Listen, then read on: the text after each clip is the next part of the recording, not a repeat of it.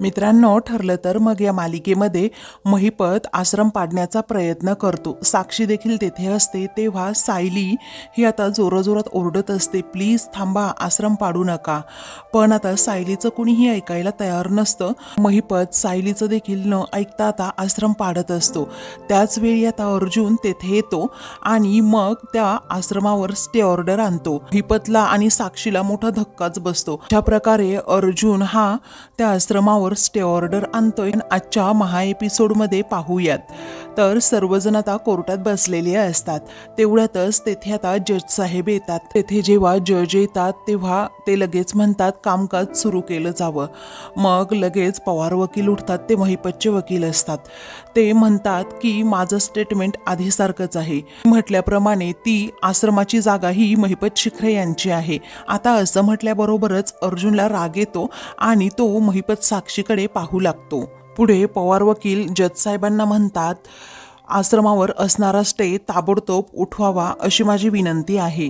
जज साहेब आता पवारांची बाजू ऐकून घेतात आणि मग अर्जुनला म्हणतात की तुम्ही कोर्टाकडे जो वेळ मागितला होता 1 दिवसांचा पुरावे शोधण्यासाठी, ते पुरावे आता तुम्ही इथे सादर करावे असं आम्हाला वाटतंय. तेव्हा अर्जुन आपला गप्प बसतो. त्याचवेळी जज साहेब म्हणतात, जर तुम्हाला ते पुरावे मिळाले नसतील तर कोर्टाने अगोदरचा दिलेला निर्णय हा अंतिम निकाल असेल. त्यावेळी अर्जुन विचारात पडतो. मग साक्षी आता अण्णाला हळूच म्हणते, अण्णा, वर्षभर आपण ज्याची वाट पाहत होतो ना, ते गोल्डन वर्ड्स आता आपल्याला ऐकायला मिळतील. तुम्ही आश्रम पाडू शकताय महिपत शिखरे, असे गोल्डन वर्ड आपल्याला ऐकायला मिळतील असं साक्षी आता महिपतला सांगत असते. तर महिपतला आनंद होतो. तेव्हा अर्जुन आता इकडे उठतो आणि म्हणतो की काल आश्रमामध्ये आम्हाला पुरावे सापडले होते. आम्ही पोलिसांकडे दिले सुद्धा होते, पण तिथे शॉर्ट सर्किटमुळे आग लागली आणि ते सर्व पुरावे अचानक नष्टच झाले. तेव्हा हे ऐकताच आता सर्वांना धक्का बसतो. कारण आता सायली ही म्हणते, हे असे का बोलतायत? तिलाही आश्चर्य वाटतं. काल रात्री अर्जुन तर वेगळा बोलला होता आणि आत्ता वेगळं बोलतोय. म्हणूनच ती कुसुमला विचारते, काय ग कुसुमताई, यांचं काय चाललंय नक्की? अगं, जरीही ते पुरावे जळाले असतील ना, तरीही एक पुरावा त्यांच्याकडे होता. त्यावेळी जज साहेब आता इकडे अर्जुनला विचारतात, म्हणजे ॲडव्होकेट अर्जुन सुभेदार, तुमच्याकडे एकही पुरावा नाहीये असं तुम्ही म्हणताय? तेव्हा मधुभाऊंच्या तर पायाखालची जमीनच सरक. तर जज विचारतात, म्हणजे पुरावे जाळले याचा काही पुरावा आहे का तुमच्याकडे? तेव्हा आता अर्जुन म्हणतो, ही मला इन्स्पेक्टर शिंदे यांना विटनेस बॉक्समध्ये बोलवावं लागेल. तेव्हा इन्स्पेक्टर शिंदे आता विटनेस बॉक्समध्ये येतात. तेव्हा इन्स्पेक्टर शिंदे, पोलीस स्टेशनमध्ये काय झालं हे तुम्ही जज साहेबांना सांगू शकाल? त्यावेळी आता ते हो असं म्हणतात. तेव्हा इन्स्पेक्टर शिंदे आता स्टेटमेंट देऊ लागतात की पोलीस स्टेशनमध्ये आलेले सर्व पुरावे आम्ही इव्हिडन्स बॉक्समध्ये ठेवतो आणि त्यानंतर ते स्टोर रूममध्ये ठेवतो. तसेच अर्जुन सुभेदारांना सापडलेले सर्व पुरावे देखील तेथेच होते. पण काल अचानक पोलीस स्टेशनमध्ये शॉर्ट सर्किटमुळे आग लागली. ते सर्व फर्निचर जुनं आणि लाकडी होतं आणि त्यामुळेच आग सगळीकडे पसरली आणि मग बाकी सगळ्या वस्तूंबरोबर आश्रमात आलेल्या वस्तूही सगळ्या जळाल्या. तेव्हा असं स्टेटमेंट देऊन आता इन्स्पेक्टर शिंदे आपल्या जागेवर जाऊन बसतात. अर्जुन त्यांना थँक्यू असं म्हणतो. तर अर्जुन आता जजला सांगू लागतो, इन्स्पेक्टर शिंदे यांच्याकडे आम्ही पुरावे ते सुपूर्द केले होते आणि आम्हाला ते पुरावे सापडले सुद्धा होते. त्यामुळेच आश्रमामध्ये अजून खुनाचे काही पुरावे सापडण्याची शक्यता नाकारता येत नाहीये. म्हणजेच ती बिल्डिंग पाडता येणं शक्य नाहीये मिलॉर्ड. आता असं म्हटल्याबरोबरच इकडे साक्षी महिपत एकदम रिलॅक्स असतात आणि अर्जुनकडे पाहतच राहतात. नंतर जज साहेब म्हणतात, हे पहा, तुम्ही जे म्हणताय ते बरोबर असेल किंवा खोटं असेल, कारण तुमच्याकडे ज्या वस्तू होत्या त्या तुम्ही खुनाचे पुरावे आहे असं म्हणताय, पण कशावरून ते पुरावे होते?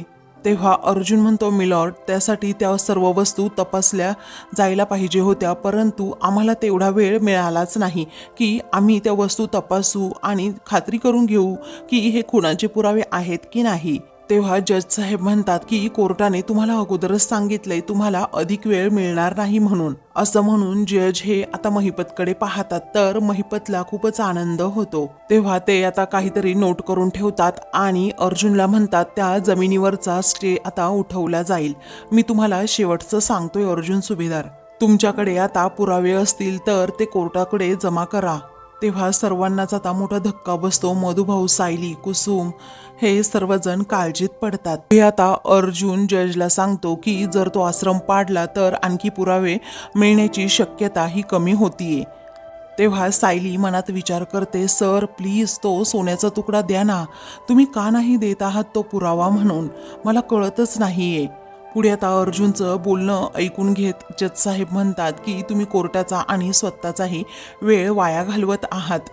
तेव्हा इकडे सायली मनात विचार करते, यांना नक्की झालंय काय. कुसुम म्हणते, काय ग सायली, तू तर म्हणाली होती ना की अर्जुनकडे काही पुरावे आहेत म्हणून. तेव्हा सायली म्हणते, हो आहेत, पण ते का नाही देत ना कळतच नाहीये.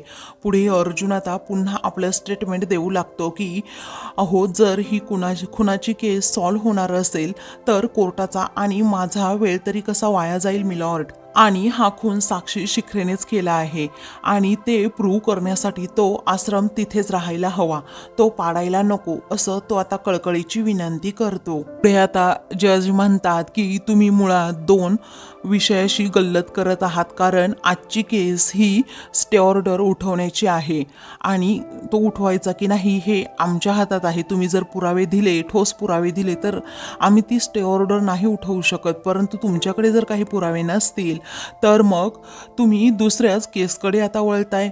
म्हणजे खुनाशी संबंध आहे की नाही या केसमध्ये सध्या तर नाहीये. आता तुमच्याकडे एकही पुरावा नसल्यामुळे हे कोर्ट आधीच्या निकालावर शिक्कामोर्तब करतंय, त्या आश्रमावरचा स्टे उठवला जावा. निर्णयावर आम्ही आता ठाम आहोत आणि महिपत शिखरे यांना तो आश्रम पाडण्याची परवानगी सुद्धा देत आहोत. आता असं म्हटल्याबरोबरच मधुभाऊ, सायली, कुसुम, अर्जुन या सर्वांनाच मोठा धक्का बसतो. तर आता सायली ही रडत असते आणि महिपत आणि साक्षीकडे खूप रागात पाहते. त्याच वेळी मात्र मधुभाऊंना आता काही सुचत नाही, ते बिचारे देखील खूप रडत असतात. तर आता कोर्टाची सुनावणी संपते. त्याच वेळी आता अर्जुन हा सायलीकडे पाहतच राहतो.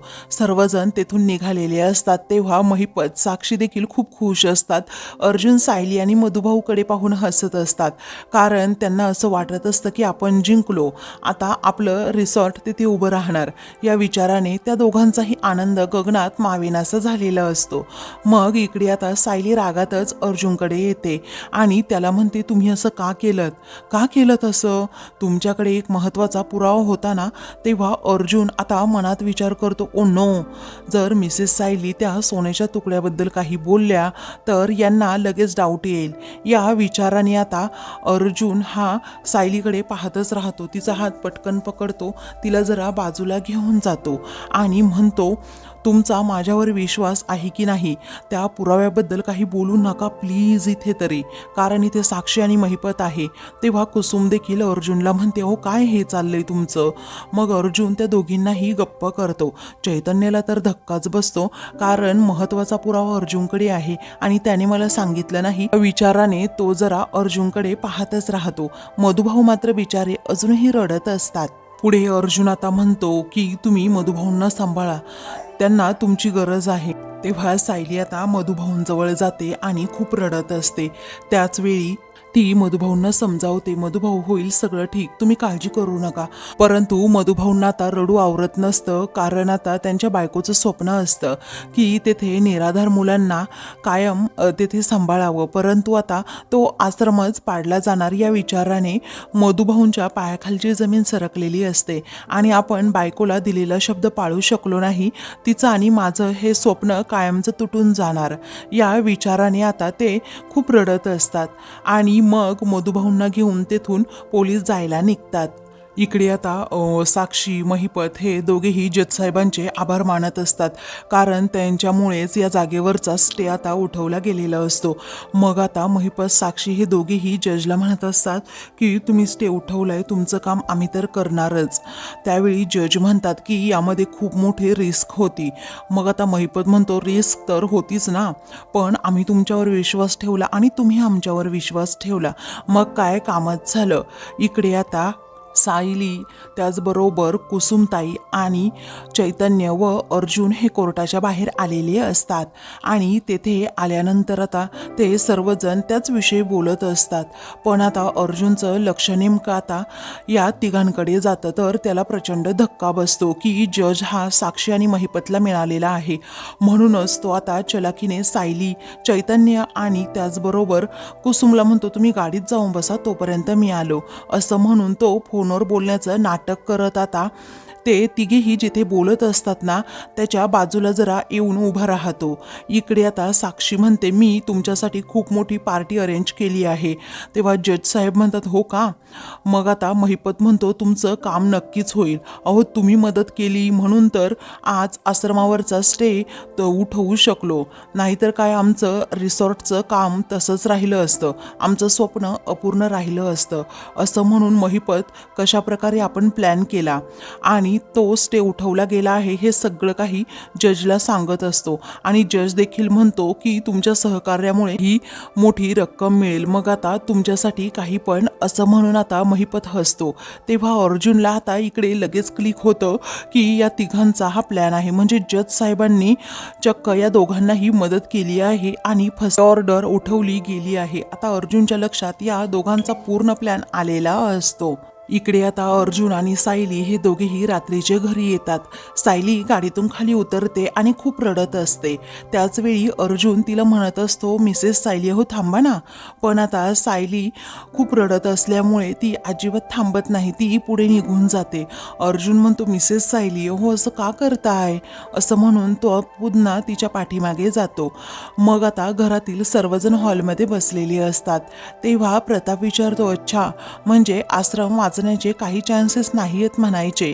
तेव्हा चैतन्य म्हणतो नाही ना, हे चान्सेस तर काहीच नाही आहे आता, कारण कोर्टाने निर्णय दिलाय आणि आता तोच फायनल आहे, असं म्हणून चैतन्य सर्वांना त्याबद्दल सांगतो. तेव्हा घरातील सर्वांना आता आश्रमाबद्दल खरंच खूप वाईट वाटत असतं.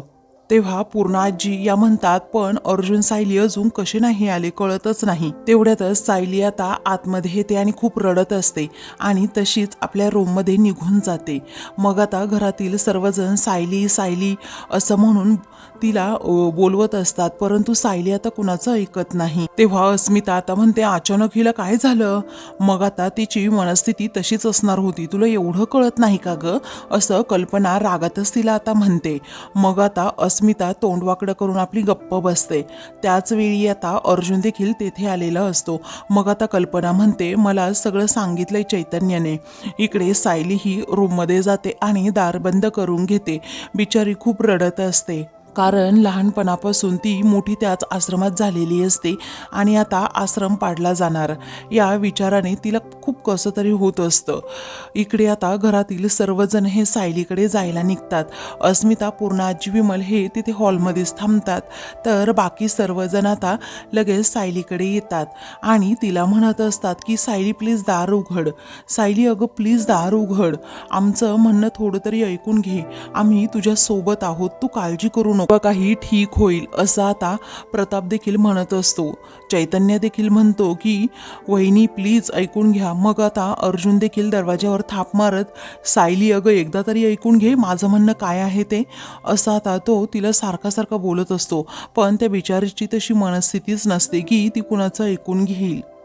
पुढे प्रताप देखील म्हणतो आम्ही सर्वजण तुझ्याबरोबर आहोत, असं हात पाय गाळून कसं चालेल ग सायली, आम्ही आहोत ना तुझ्याबरोबर. त्यावेळी आता चैतन्य म्हणतो वहिनी प्लीज अगं दार उघड ना. तेव्हा अर्जुन हा म्हणतो सर्वांनी जरा शांत राहा, असं म्हणून तो आता पाहतो तर त्याला ऐकू येतं सायली खूप रडतीये म्हणून दार उघडत नाहीये. मग अर्जुन म्हणतो बस झाला हा सायली, आता उघडायचं अगोदर दार. मग कल्पना देखील म्हणते मला खूप भीती वाटतेय सायली, प्लीज तू दार उघड ना ग, अशी का करतेस, अशी का वागतेस बेटा. तेव्हा प्रताप म्हणतो काय करायचं ह्या मुलीचं आता. तेव्हा सायली आतमध्ये अजूनच रडू लागते. मग आता प्रताप म्हणतो, कसं करायचं ह्या मुलीचं, हिने आपल्याबरोबर बोलायला हवं, मन मोकळं करायला हवं, आणि त्याशिवाय तिला बरं तरी कसं वाटेल. तेव्हा अर्जुन म्हणतो, सायली प्लीज माझं ऐकून घे, दार उघड तू.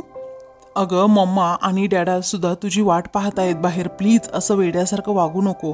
मग कल्पना देखील म्हणते, पुरे झालं हा आता सायली. पुढे आता सायली ऐकतच नाही, म्हणून कल्पना रागातच म्हणते, तुला अर्जुनची शपथ आहे, उघड बरं दार अगोदर. तेव्हा सर्वजण कल्पनाकडे आता पाहू लागतात. अर्जुनची शपथ आता घातल्यानंतर सायली पटकन तेथे येते आणि दार उघडते. तेव्हा सर्वांना आता जरा बरं वाटतं. मग आता अर्जुन विचारतो, सायली तू ठीक आहेस ना. मग आता ती फक्त रडत असते. कल्पना देखील तिला समजावते, अगं बेटा तू अशी का रडत असतेस, तुझी मनस्थिती आम्हाला समजतीये. इकडे पूर्णा आजी आणि अस्मिता यांना बरं वाटतं की उघडलं बाई एकदाचा हिने दरवाजा. तर सायली आता रडत असताना कल्पना म्हणते, बाळा असं रडून कुठे आता चालेल का. अगं आपण या क्षणी आता काही करू शकत नाही, परंतु तुझं दुःख आम्ही वाटून तर घेऊ शकतो ना. तेव्हा प्रताप म्हणतो, कल्पना तिला खाली घेऊन चल. तेव्हा सर्वजण आता तिला खाली घेऊन येतात. मग आता पूर्णाजी या विचारतात, काय ग काय अवस्था करून घेतली आहेस तू स्वतःची. त्यावेळी अर्जुन म्हणतो, मी पाणी घेऊन येतो तिच्यासाठी. त्यानंतर आता अस्मिता म्हणते, रोज अशा कितीतरी बिल्डिंग्स पडतात आणि रिडेव्हलपमेंटसाठी एवढं तर करावंच लागतं ना.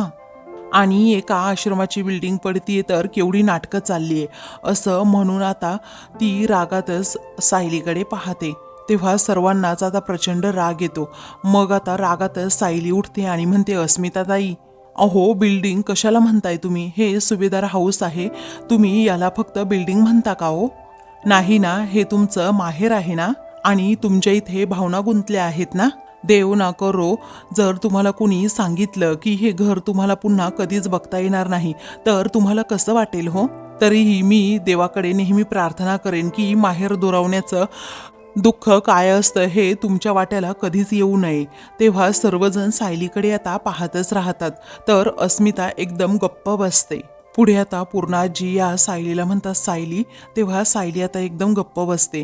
त्या आता येतात, तिच्या डोक्यावरून हात फिरवतात आणि म्हणतात, तुला असं वाटतं ना बाळा की तुला आता माहेर नाहीये, परंतु माझ्या खोलीची दारं नेहमी तुझ्यासाठी उघडीच असणार आहेत. आणि ती तुझ्या आजीसासूची खोली नाहीये, ती तुझ्या सख्ख्या आजीची आहेत. आणि आता ते तुझं हक्काचं माहेर असणार आहे, असं म्हणून पूर्णाजी या सायलीला सांगतात. तेव्हा सायलीला आता एकदम भरून येतं आणि ती कौतुकाने पूर्ण आजींकडे पाहते. तेव्हा आता सायलीच्या चेहऱ्यावरील जरा आनंद पाहून अर्जुन देखील हसतो.